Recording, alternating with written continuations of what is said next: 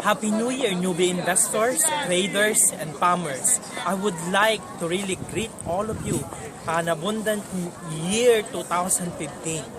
No? So, darating na naman ang 2015 and we are really going to conquer another year of gains sa mga portfolio natin.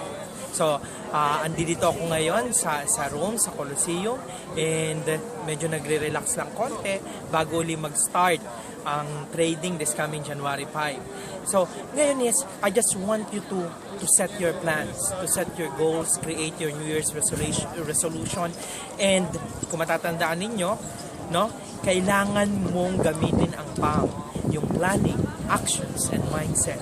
You need to have a plan for this coming year 2015. How much gains you gonna have in your portfolio at the end of year 2015. So, kung ano yung naging performance mo ng 2014, dapat mas maganda yung maging performance mo in 2015. So, if you can see, kumuha ako ng roadmap, no, for year 2015.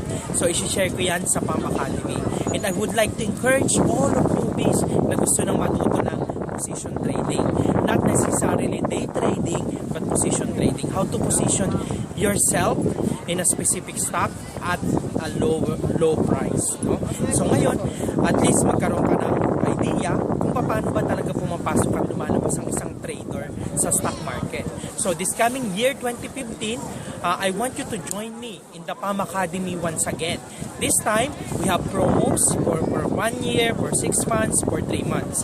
So magkakaroon din ako ng monthly webinar kasama kayong lahat. So I really hoping na you join me again in my journey to financial freedom. So we're gonna beat the market. I know it's not. For others, they will think that's impossible. But everything is possible. I would not promise anything, but we need hard work and determination to achieve our goals in life. So sincerely yours, Newbie Mentor. Once again, Happy New Year.